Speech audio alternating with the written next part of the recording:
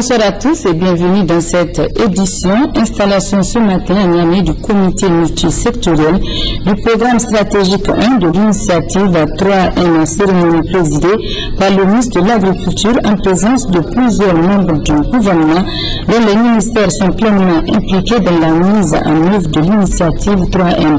Ismaël Daouda et Askouji Bella pour le reportage. Le ministère de l'Agriculture et ses partenaires s'activent pleinement pour la mise en œuvre de l'initiative 3M du programme de la Renaissance, dont l'atteinte des objectifs nécessite la participation de tous. Ainsi, cette rencontre entre le cadre du dit ministère, ceux de l'hydraulique et de l'environnement et ceux de l'élevage a été mise à profit pour installer un comité multisectoriel du programme stratégique 1 de l'initiative 3M, portant sur l'accroissement et la diversification des productions agro-silvopastorales et halieutiques. Au sortir de la table ronde des bailleurs de fonds du PDES en novembre 2012, le financement du plan d'investissement prioritaire était bouclé et il ne restait plus qu'à mettre en place les instruments de mise en œuvre, à savoir le comité multisectoriel de pilotage des programmes stratégiques et les cadres de dialogue et de concertation des acteurs de l'initiative 3R.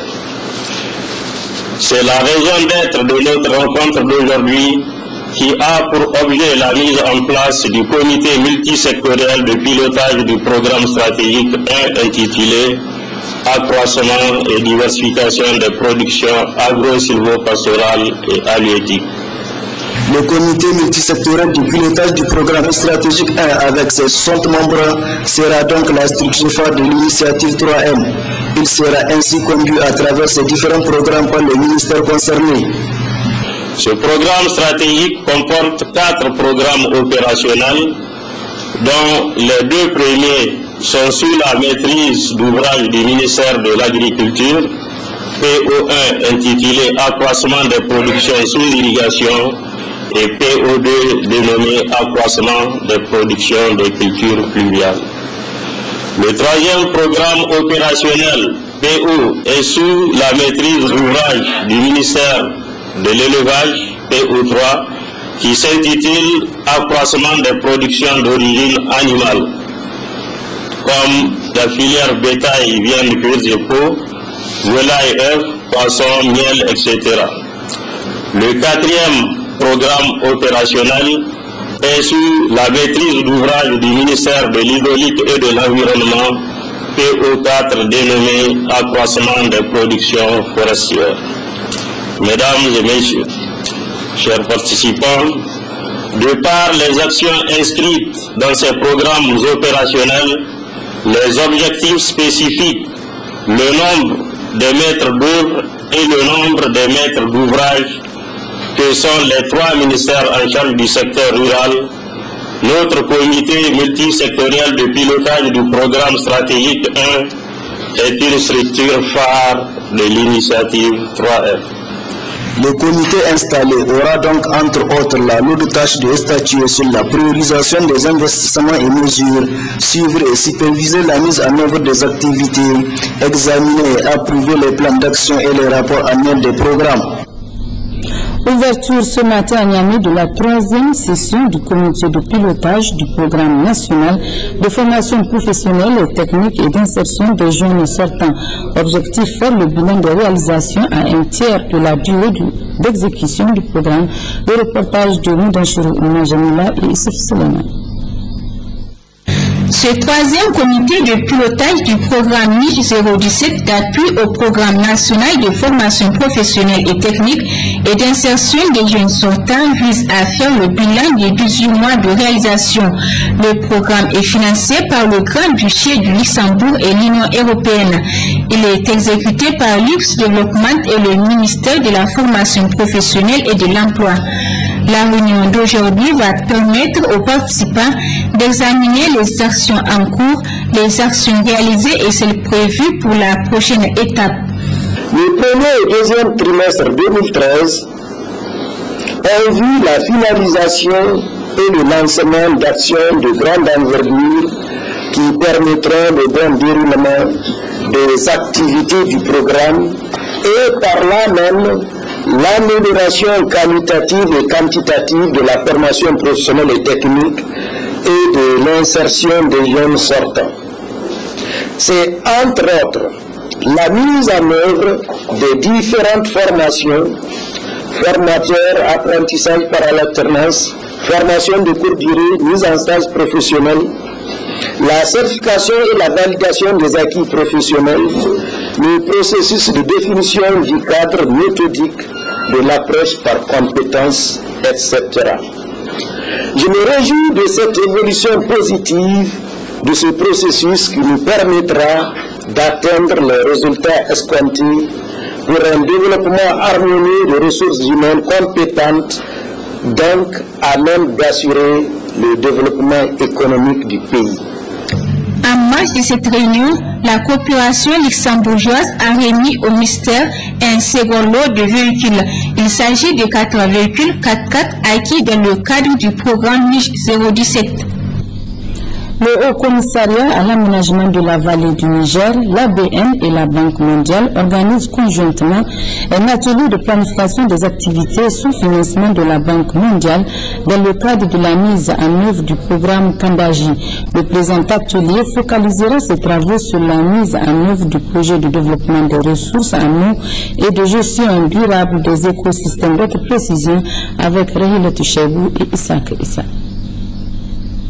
Le gouvernement de la 7e République a obtenu dans le cadre de la mise en œuvre du programme Kandaji un financement d'environ 100 milliards de francs CFA auprès de l'Association internationale de développement IDA en vue de financer le coût du projet de développement des ressources en eau et de gestion durable des écosystèmes. C'est ce projet qui sera objet de vulgarisation au cours de cet atelier et c'est là à travers ces objectifs les résultats attendus le mécanisme de mise en œuvre convenu lors des négociations du crédit. Maintenant, vous savez, le programme Kandaji, c'est un programme énorme, très ambitieux, et il y a plusieurs volets. Le projet de la Banque mondiale, lui, se concentre sur seulement quelques-uns de ces volets, notamment le développement de l'irrigation, le développement local, la réinstallation des populations et aussi l'infrastructure énergétique. Donc vraiment cet atelier c'est pour se focaliser sur ces points-là. Cette rencontre a été l'occasion pour les représentants de l'ABN, l'autorité du bassin du Niger, de réaffirmer la détermination de l'ABN à accompagner le gouvernement du Niger dans la mise en œuvre sur le terrain du programme Kandaji. Au sein de l'autorité du bassin du Niger, nous gardons la pleine conviction que la mise en œuvre du programme Kandaji permettra non seulement d'apporter des solutions concrètes à des problèmes identifiés dans le chemin du développement du bassin, mais aussi de répondre aux attentes chaque fois exprimées par les pays membres à l'occasion de leurs différentes rencontres statutaires. En procédant au lancement des travaux de cet atelier, le haut-commissaire à l'aménagement de la vallée du Niger a tenu à rappeler les raisons de la résiliation du contrat de construction du barrage du Kandaji. Depuis l'avènement de la 7e République, la mise en œuvre du programme Kandaji est rentrée dans sa phase opérationnelle après la mobilisation d'un volume important de ressources nécessaires au démarrage effectif des travaux. C'est ainsi que les travaux de construction du lot 1 dédié au génie civil du barrage ont démarré en 2011 après le lancement officiel des travaux par son Excellence M. Issoufou Mamadou, président de la République, chef de l'État. Je voudrais à ce niveau préciser, comme l'a si bien dit Madame Catherine, que la Banque mondiale ne finance pas le volet génie civil confié à l'entreprise ZDS. Hélas, comme vous le savez, 2 ans après le démarrage des travaux, les taux d'exécution restent extrêmement faibles, de l'ordre d'à peine 7%. Les travaux étaient toujours au niveau de la phase opératoire.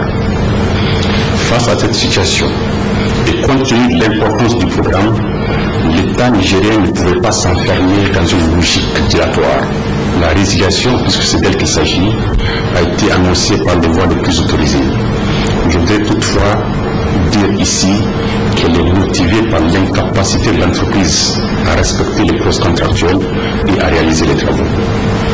Elle vise donc cette résiliation, elle vise surtout à garantir une meilleure visibilité à la réalisation du barrage dans les meilleurs délais et à moindre coût. Nonobstant les conséquences et implications juridiques, techniques et financières d'une résiliation, le rêve de tout le peuple nigérien de bénéficier des retombées de Kandaji reste une réalité. Au cours de cet atelier, le Haut Commissariat à l'aménagement de la vallée du Niger et l'ABN feront une présentation détaillée du projet et les représentants de la Banque mondiale reviendront sur les dispositions pertinentes de l'accord ainsi que les procédures d'acquisition et de décaissement. Le Croissant Rouge Qatari a procédé ce matin à l'ancien consulat du Mali au lancement de l'opération de distribution de kits alimentaires Ramadan 2013 aux réfugiés maliens vivant à Niamey et aux familles victimes des inondations de 2012 relocalisées à Sénou au cours de cette opération menée avec les soins de l'ambassade du Mali au Niger et du gouvernement de Niamey. Il sera au total distribué pour 950 ménages ciblés les kits alimentaires d'une valeur de 25 millions de francs CFA. Les détails avec Gérard Amlaziz et Bachir Abou. Cette opération de distribution gratuite de vivres dans le lancement a été présidée par la secrétaire générale adjointe du gouvernorat de la région de Niamey en présence de la représentante du ministère du Plan. S'inscrit dans le cadre des activités d'assistance que mène chaque année le Croissant Rouge Qatari pendant le mois béni de Ramadan au profit des personnes vulnérables. Cette année, le choix du Croissant Rouge Qatari s'est porté sur 475 ménages de réfugiés maliens vivant à Niamey et 475 familles sinistrées des inondations de 2012 recasées sur le site de Sénou dans le 5e arrondissement. Elle sera au total distribuée pour les 950 ménages de kits alimentaires d'une valeur de 25 millions francs CFA, composés de 7,6 tonnes de riz, 24,5 tonnes de mil et 4,9 tonnes de sucre, 4750 litres d'huile, 486 kg de lait et 236 kg de thé. Chacun des ménages bénéficiera de 8 kg de riz et 25 kg de mil et 5 litres d'huile, 2 paquets de sucre, 1 paquet de lait et 250 grammes de thé. Cette opération vise non seulement à assurer aux 950 ménages concernés une disponibilité alimentaire, mais aussi et surtout à manifester la solidarité du Croissant Rouge Qatari à l'endroit de ces ménages en détresse, surtout en ce mois béni de Ramadan, où il est fortement recommandé aux croyants de se montrer solidaires et généreux à l'égard des personnes en difficulté.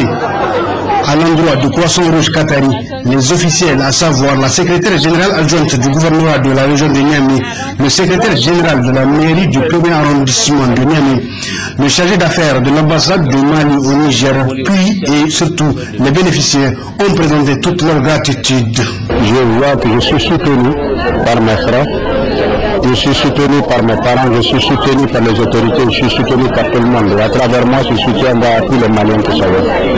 Nous sommes réellement, sincèrement réconfortés. Et surtout en ce moment de Ramadan, ça nous va droit au cœur. On est très contents parce que le mil, tout le monde sait que c'est cher maintenant. Le lait aussi, c'est très bien pour les enfants. On a le sucre, on a l'huile. On remercie beaucoup le Qatar, Croissant Rouge. On les remercie, on veut que chaque fin du mois, on nous fait des choses comme ça. Il faut ajouter que le Croissant Rouge Qatari, dans le souci d'améliorer les conditions de vie des réfugiés maliens comme il l'a fait en 2012, poursuit cette année encore son appui aux victimes de la crise malienne à travers la mise en œuvre des activités de santé, au assainissement et de nutrition au niveau des camps de réfugiés maliens d'Abala, Manguézé et Tabarbaré au Niger, dont le coût total s'élève à 368 844 000 francs CFA. Cérémonie d'intronisation du 17e chef de canton de Bilma, Kaluikari Abari Kanso. Il succède ainsi à l'honorable chef Abari Nasser Lemon, rappelé à Dieu en juillet 2011. Le résumé de la cérémonie avec Pascal Gauthier.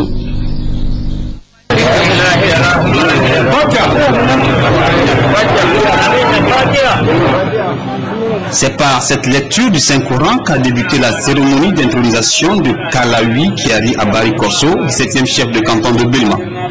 Âgé de 50 ans, marié et père de 7 enfants, Kalui Kyari Abari Corso est arrivé au trône suite aux élections qui sont déroulées le 7 juin 2012 à Bilma. Des élections, il faut le rappeler, sont tenues suite au décès de son prédécesseur, l'honorable chef Kyari Nasser Liman, rappelé à Dieu le 1er juillet 2011. C'est en cette circonstance, l'heureux élu à la tête de la chefferie du canton de Bilma a été intronisé le 21 juin dernier. Ils étaient nombreux, parents, amis et proches, bref, toutes les couches, à jouer leur partition afin que la fête soit d'une belle facture. Et tout ceci sous la houlette des chants de Dieu de la cantatrice l'une des proches du nouvel élu.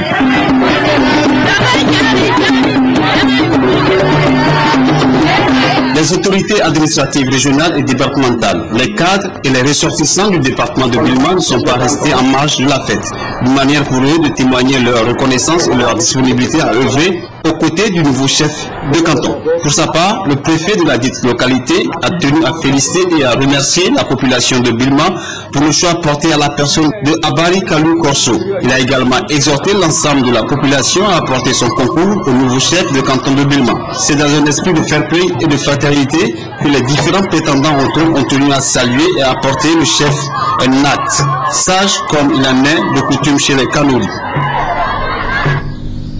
Un mot de sport dans cette édition, notamment le transfert du jeune footballeur Issa Moussa dit chinois de l'AS Douane à un club de Rabat au Maroc. Le montant de ce transfert s'élève à 50 000 €. Le parcours de chinois avec notre chroniqueur sportif Jibril Namalka.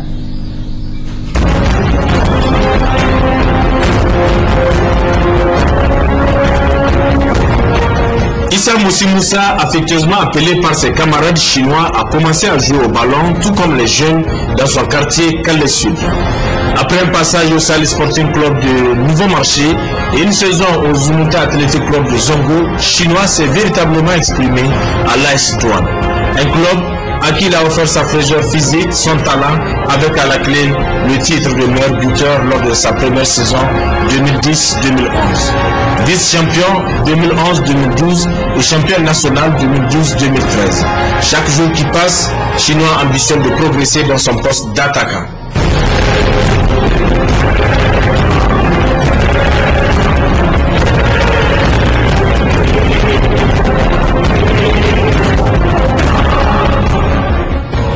Produit local, Issa Moussi a décroché par le biais de son manager Issoufou Idrissa alias Denis un contrat de 4 ans au FAT Union et Sport de Rabat, connu plus couramment par le nom du fils de Rabat. 50 000 € est le montant de ce transfert qui certainement apportera un tant soit peu une bouffée d'oxygène à Chinois et à son club, l'AS Douane. Issa Moussi goûtera la vie professionnelle dans quelques semaines et compte bien se perfectionner afin de servir positivement son pays. Le fils a par ailleurs placé sa confiance en Issoufou Idrissa pour manager d'autres joueurs talentueux. Ce club a aussi gardé de beaux souvenirs de l'international nigérien Alassane Issoufou Danté qui a réellement servi le fils. Ce transfert peut servir d'exemple aux jeunes footballeurs nigériens qui ambitionnent d'évoluer au plan international. Mais pour y parvenir, il faut un travail sérieux autour de soi. Alors, à vos crampons.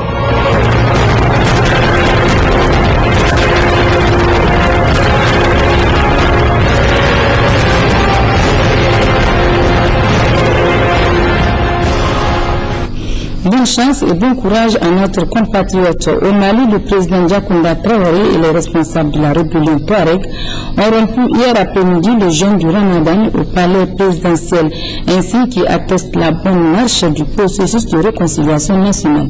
Le récit est signé Koumba Kane. L'image se veut symbolique.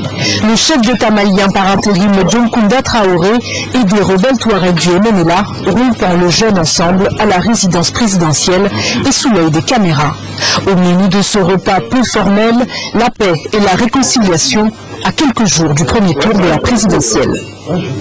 Je lance un appel solennel à tous les fils de ce pays, du nord au sud, d'est en ouest, d'œuvrer pour une construction et d'œuvrer pour que nous puissions atteindre 60 jours après la mise en place du nouveau président et du gouvernement un accord définitif pour que nous oublions ces rébellions récurrentes qui ont été durées. car malgré la signature d'un accord de paix entre rebelles Touaregs et pouvoir central, des tensions sécuritaires persistent dans le nord. En témoignent ces deux incidents survenus ce week-end, la découverte d'une bombe artisanale en plein centre-ville de Kidal et l'enlèvement pendant quelques heures de 5 agents électoraux à Tessalit. Le MNLA accusé se défend.